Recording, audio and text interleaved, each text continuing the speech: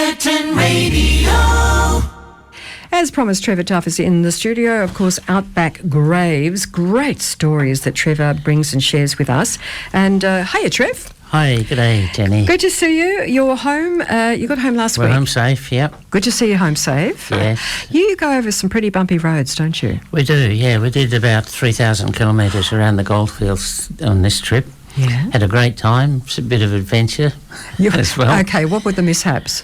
Well, we put up a couple of hundred plaques at Sandstone and Nungara and Wiluna, and we did quite a few lonely graves, and we did some recce's to some outback cemeteries like Comet Vale and Gorilla, Mount Morgans. So I thought we'd share a few of the stories. So after we'd done all the graves at Sandstone, we went up to Wiluna, and we put or did 20-odd plaques in the Wiluna Pioneer Cemetery. Yeah. And then afterwards we headed out to the Gun Barrel Highway, about 100 kilometres. And then we turned south on the Barwidgee Road. And about 45 kilometres along that road, we broke a spring on our caravan. Uh-oh. And I had a spare spring, and I wasn't too worried, and I thought I can fix this, until I found out that I just could not get the old bolts out. And after some hours and by nightfall, I unhitched and drove along to the Bronzewing mine where I could get some mobile phone coverage. And I phoned up Peter Craig, who's the president of the Shire of Leonora. Yeah. He lives in Leinster. And the next day he sent out his service vehicle from Leinster and a mechanic, and between us we managed after about 3 hours to replace the broken spring. It's something you don't want to have happen, but it's inevitably going to eventually on your rough roads and outback, and you must go through a lot of tyres and a lot of fuel. We do go through a fair bit of tyres and fuel. I think it was about 600 litres of fuel on this trip. Wow. Do you have to carry it, or is there enough service stations on the way? We fill up along the way. You know exactly where they all are. Yeah. Okay, you should write a book on tips for people that ever go into the outback. Oh, you don't want too many out there to spoil it. You're good point.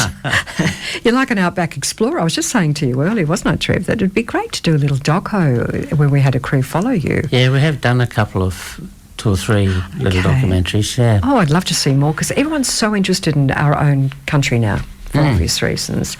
Okay, now, did you attend the Anzac Day ceremony up there? We did, yeah, in Sandstone, and I think there was 9 of us, so we pretty much doubled their crowd. And it was really well done. It was held at 11 o'clock in the morning.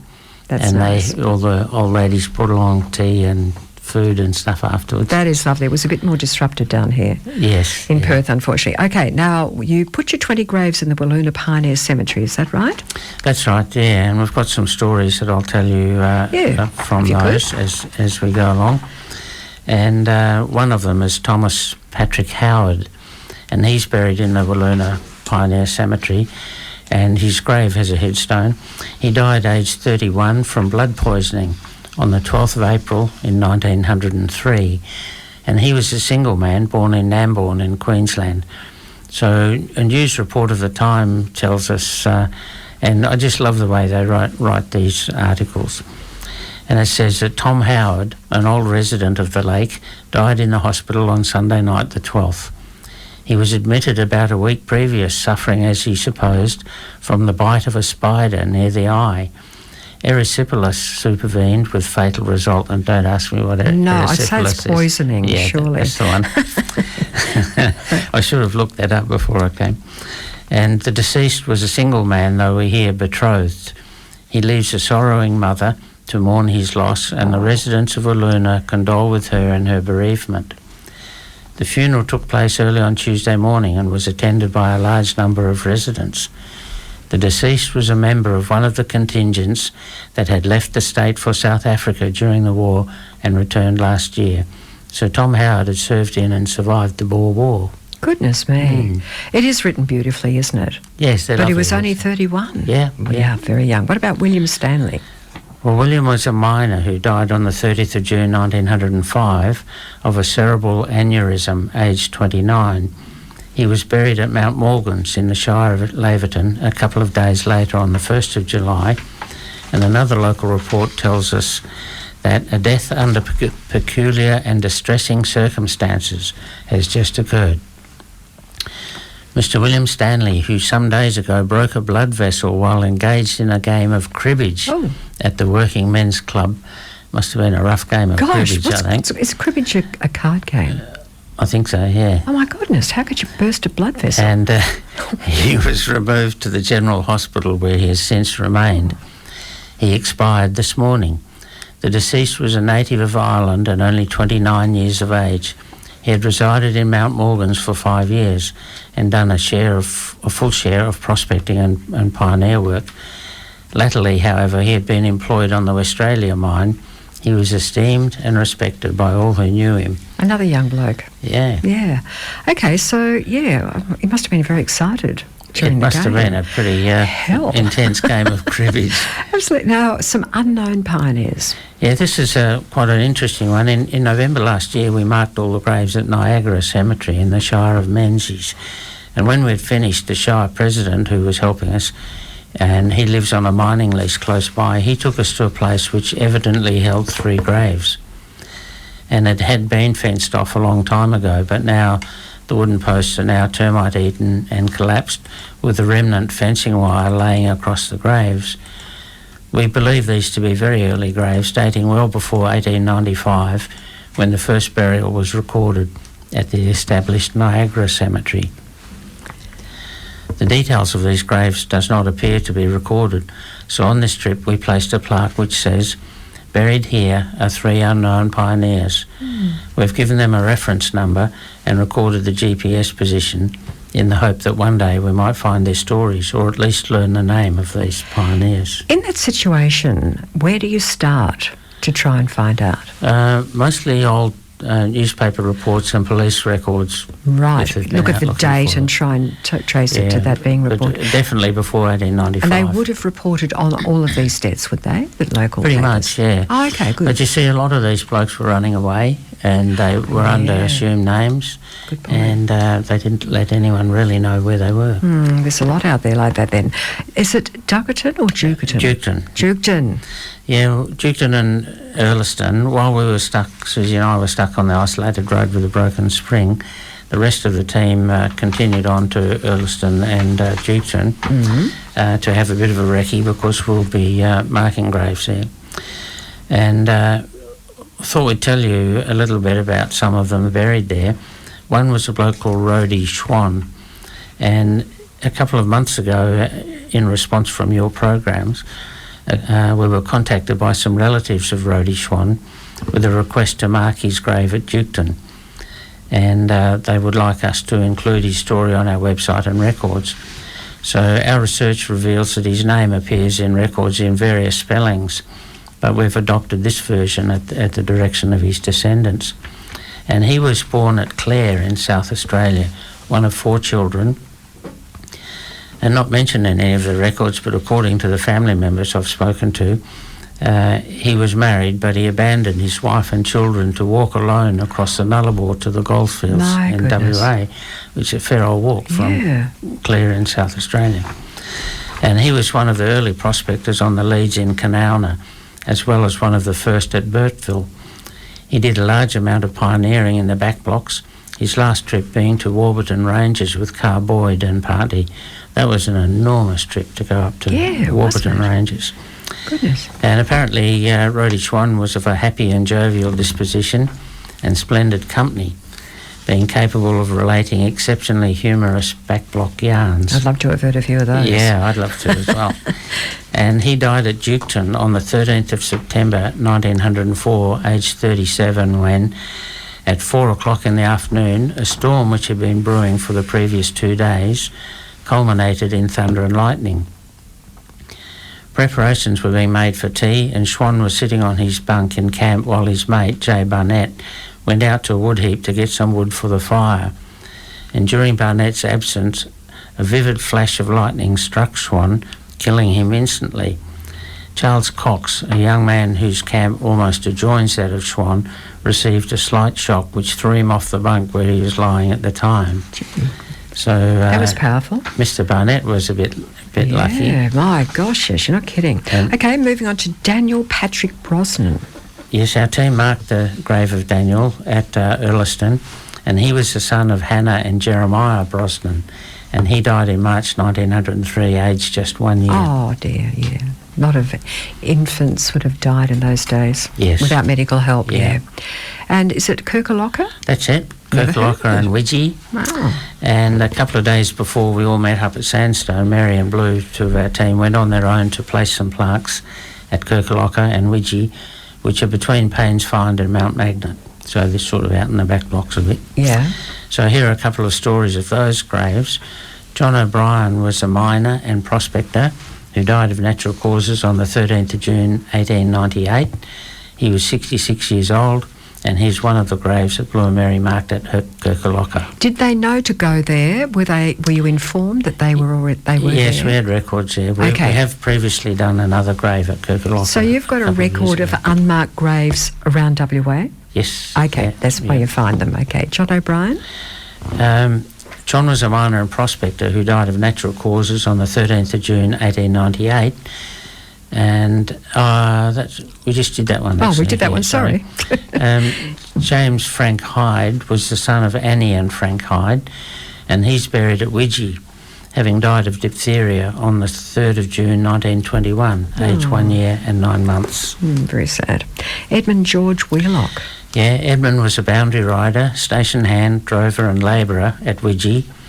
He's another of the 6 people buried at Widgie Station, and he died of natural causes, aged 76. That's a good age. On the 19th of March 1923. So, yeah, he lasted pretty well.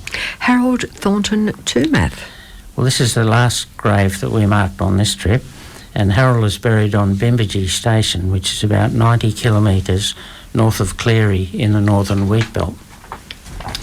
And Harold became lost and died of thirst on the 25th of December 1920, Christmas horrible, Day. wouldn't it? Oh. And he was 40 years old. Records show him as being the station lessee, but the current owner describes him as just visiting his brother, who was the actual station owner. And he was a returned soldier. He had held the rank of lieutenant and had only come over from Victoria 7 weeks prior to join his brother, who had taken up some land in the Mount Churchman district. On Christmas Day, Mr. Frank Toomath was preparing their dinner when his brother Harold decided to go down to a soak to shoot some game. As he apparently did not have a shot, it is thought he was going through the bush back to the camp and lost his way. Constable Symes and an Aboriginal tracker returned from their search on the 11th of January, which is 3 weeks later, during which they had continued searching until the dead body of the missing man was found about 15 miles from their camp. When the body was found, the search party were out of food, water and horse feed, so they only just got there. He must have walked a long way.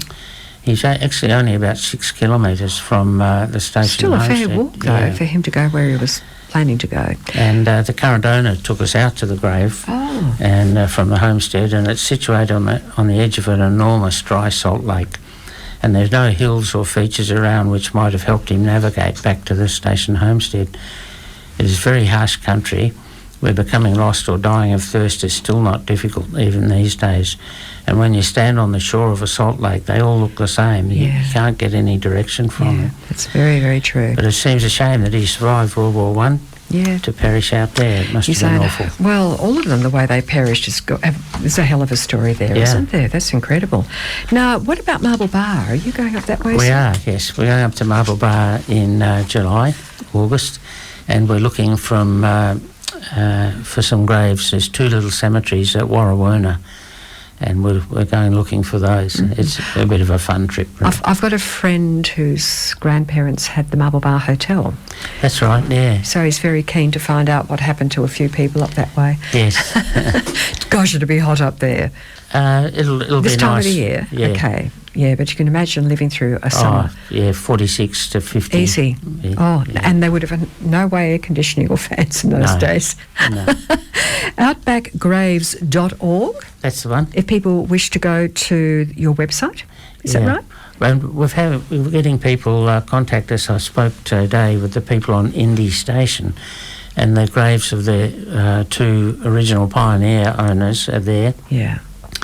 And some of your owners might understand or know that Indy Station is the scene where that Ansett Vickers Viscount aircraft crashed on New Year's Eve 1970 and killed everybody on board. Oh my goodness. And the leftovers of the plane and that are still there. Yeah. Gee, you'd see a lot out there. We do, yeah. We get around a fair bit. You've got to write a survival book. Not that I'm rushing out there.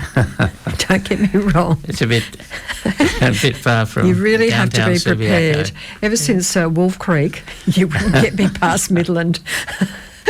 Not quite. You're safer out there. Yeah, I think so. Thank you as always, Trevor. Fabulous stories. Thanks, and it's really to hear fantastic parts of our history.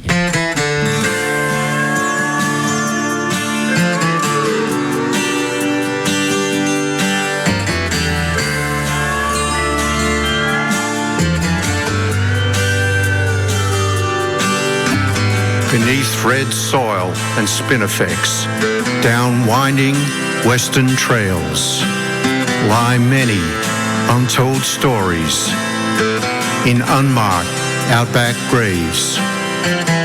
Tales of lonely travelers, hapless journeys unfulfilled, of folks who sought another life, their lifeblood harshly spilled.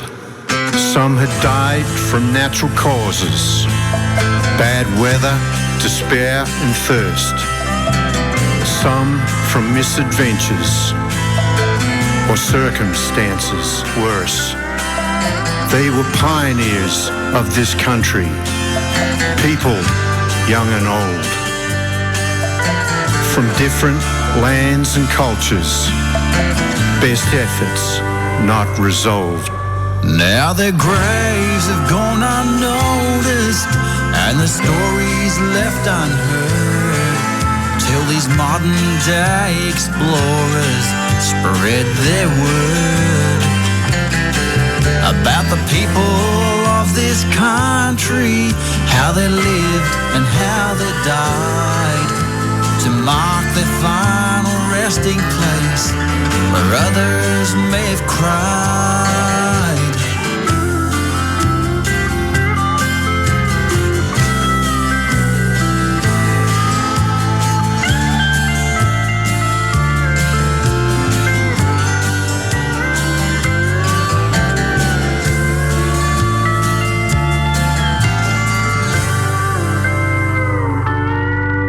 If you travel through the outback, across winding western trails, look beneath the soil and spinifex at the freshly remarked graves.